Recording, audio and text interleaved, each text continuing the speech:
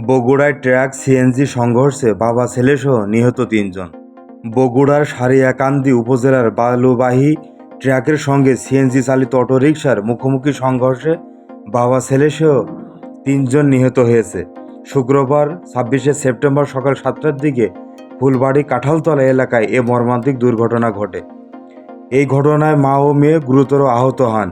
নিহতরা হলেন গাইবান্ধার শাহঘাটা উপজেলার কুটিবাড়ি গ্রামের বিপুল চন্দ্র দাস, বয়স ৩৮, তার ছেলে বিপুল চন্দ্র দাস, বয়স ৫, এবং অটোরিকশা চালক শিবগঞ্জ উপজেলার সুলতানপুর গ্রামের শুকুর আলীর, বয়স ৪০। আহত হয়েছেন বিপুলের স্ত্রী মমতা রানী, বয়স ৩২, ও মেয়ে রূপামণি দাস, বয়স ১২।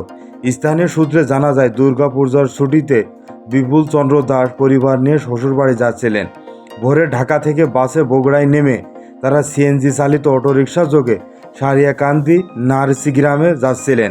পথে ফুলবাড়ি কাঁঠালতলা এলাকায় পৌঁছলে বিপরীত দিকে থেকে আসা একটি বেপরোয়া গতির বালুবাহী ট্রাকের সঙ্গে সিএনজির সংঘর্ষ হয়। এতে সিএনজি দুমড়ে মুচড়ে যায়। ঘটনাস্থলে চালক শুকুর আলী নিহত হন। পরে স্থানীয় ফায়ার সার্ভিস কর্মীরা আহতদের উদ্ধার করে বগুড়া শহীদ জিয়াউর রহমান মেডিকেল কলেজ হাসপাতালে ভর্তি করেন। সেখানে চিকিৎসাধীন অবস্থায় ৯টার দিকে বিপুল চন্দ্র দাস ও তার ছেলে বিপুল চন্দ্র দাস মারা যান। আহত মমতা রানী ও রূপামণি দাস বর্তমানে হাসপাতালে চিকিৎসাধীন রয়েছে।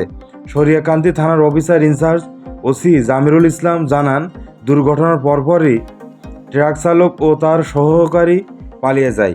ট্রাকটি পুলিশের হেফাজতে নেওয়া হয়েছে। নিহতদের মরদেহ আইনি প্রক্রিয়া শেষে পরিবারের কাছে হস্তান্তর করা হবে বলে জানান তিনি।